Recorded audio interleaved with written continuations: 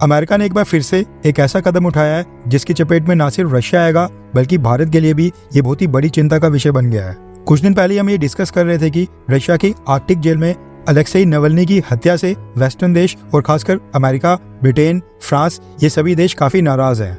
Vladimir Putin की government ने Alexei Navalny की मौत का एग्जैक्ट कारण तो खैर बताया नहीं, लेकिन वेस्टर्न देशों का मानना है कि अलेक्सेई नवल्नी को व्लादिमीर पुतिन के आदेश के ऊपर ही मारा गया है, यानी कि उसकी हत्या की गई है। अब नवल्नी की मौत से वेस्टर्न देश बहुत ही ज्यादा दुखी हो गए हैं, क्योंकि इनके हाथ से एक बहुत ही बड़ा ही इन्फ्लुएंशियल इंसान चले गया है जो आगे चलकर व्लादिमीर पुतिन को रिप्लेस करके रशिया का प्रेसिडेंट तक बन सकता था। क्योंकि अलेक्सेई नवल्नी रशिया का एक बहुत ही बड़ा ऑपोजिशन लीडर था। पेशे से वकील होने के साथ साथ वो एंटी करप्शन एक्टिविस्ट भी था और रशिया के अंदर वहाँ पर करप्शन के खिलाफ काफी आवाज उठाता था, इसलिए उसको काफी हद तक रशिया की पब्लिक भी सपोर्ट करती थी। America, United kingdom, France, Germany ये सभी देश भी अलेक्सेई नवल्नी को काफी लंबे समय से समर्थन कर रहे थे और उसको जेल से रिलीज करने की रशिया की सरकार से मांग करते थे।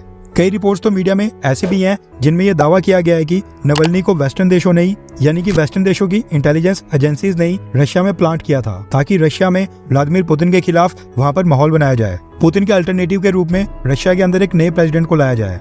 हालांकि वैसा कुछ हुआ नहीं, इसलिए अब अलेक्सेई नवल्नी की हत्या के बाद अमेरिका ने रशिया को पनिशमेंट देने के लिए उसके ऊपर नए सैंक्शंस थोपने का ऐलान किया है, जिसका इफेक्ट अब भारत के ऊपर ही पड़ने वाला है। रेफरेंस के लिए आपकी स्क्रीन के ऊपर आर्टिकल का स्क्रीनशॉट भी है। भारत अब रशियन ऑयल टैंकर शिप्स का इस्तेमाल नहीं कर सकता है। दरअसल रशिया से सबसे ज्यादा क्रूड ऑयल परचेज करने वाले देशों में भारत टॉप के ऊपर है। चाइना, भारत और टर्की, ये तीनों ही देश ह्यूज क्वांटिटी में रशिया से क्रूड ऑयल परचेज कर रहे हैं। पिछले साल 2023 में भारत ने $37 बिलियन का क्रूड ऑयल अकेले रशिया से परचेज किया था। डिस्काउंट के ऊपर क्रूड ऑयल परचेज करके भारत उसको भारत में रिफाइन करता है और फिर जो उससे डीजल, जेट फ्यूल और बाकी पेट्रोलियम प्रोडक्ट्स मिलते हैं उसको भारत री एक्सपोर्ट करता है। और इस तरह से भारत ने पिछले साल $7 बिलियन की कमाई की थी। लेकिन अब इसमें दिक्कत पैदा हो गई है।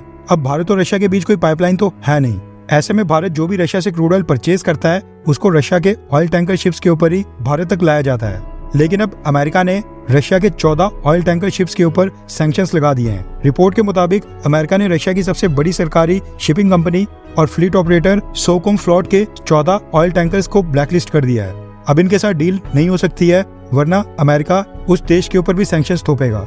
अमेरिका ने आरोप लगाया है कि रशिया ने ऑयल टैंकर शिप्स की शैडो फ्लीट खड़ी कर दी है और वो इलीगल तरीके से अपने क्रूड ऑयल को एक्सपोर्ट कर रहा है। इसका मतलब है कि $60 पर बैरल की जो प्राइस कैप G7 देशों ने लगाई है उससे बचने के लिए रशिया अपने ऑयल टैंकर शिप से शैडो फ्लीट खड़ी कर रहा है। एक टैंकर शिप से दूसरे टैंकर शिप के ऊपर ऑयल को ट्रांसफर किया जाता है।